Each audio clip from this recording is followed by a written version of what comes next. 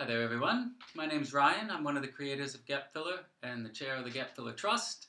I'm here at just about sunset on the longest day of the year. I'm in the Gap Filler office, which is also the front room of our house.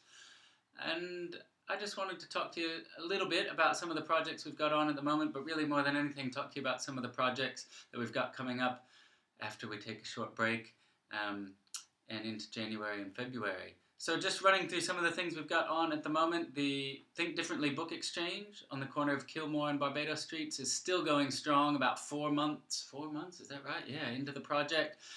Still getting lots of use. Pop by, leave a book, take a book, and enjoy that site. The Littleton Petanque Club on the corner of London and Canterbury Streets in Littleton, still going strong. Lots of use by the community, lots of little projects going on, many things that we don't even know about. Just last weekend I was there building houses out of clay, along with some people from Massey University who came down to do that. Some wonderful stuff happening there, and of course you can play petanque. Grab a petanque set either from Portico, 2 doors down, or the library or the dairy just across the way. You can go and borrow a set of boules to play. Community chess site on Colombo Street in Sydenham, right next door to the Honey Pot Cafe, is going. Giant chess set, similar to, but not the same as the one that was in Cathedral Square. Just pop into Honey Pot Cafe and you can get the key to the chest where all the pieces are, and use that as much as you like. And in fact, I don't think a lot of people have kind of got that on the radar yet, so help spread the word about that one. I don't think it's getting as much use as it could and should.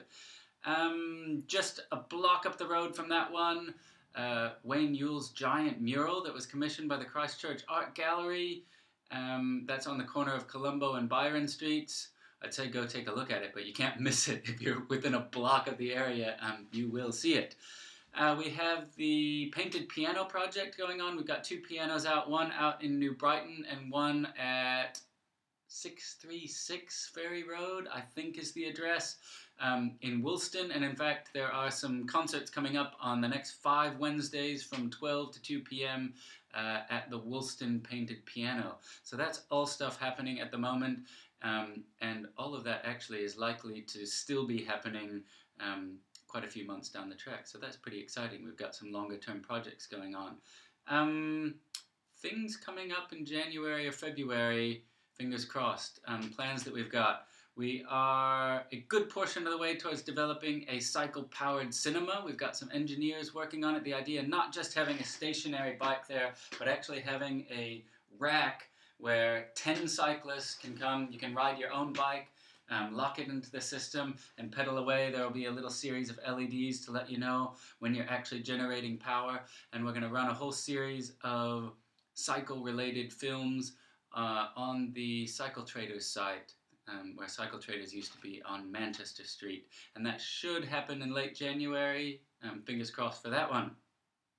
Another project we've got underway is the Dance-O-Mat. We're going to put a good quality dance floor in the public on a Gap site, and it's going to be coin operated. We'll have outdoor speakers and a lighting system, and you can plug your own iPod in, drop a coin in the slot, and that starts the power to the system, and you can play your own tunes and use the dance floor.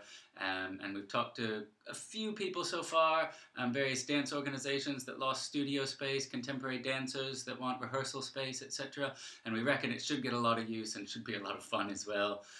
So the Dance-O-Mat project coming up. We have a project in collaboration with the French Embassy, or actually the New Zealand-France Friendship Fund. It is a Jacques Tati project. Tati was an old French mime artist and filmmaker. Actually only made a handful of films, hilarious films.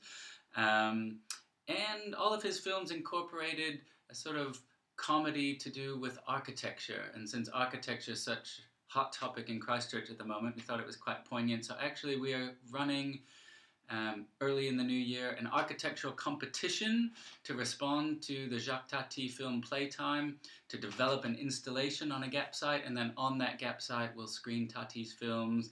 We'll have some panel discussions about architecture and who knows what else.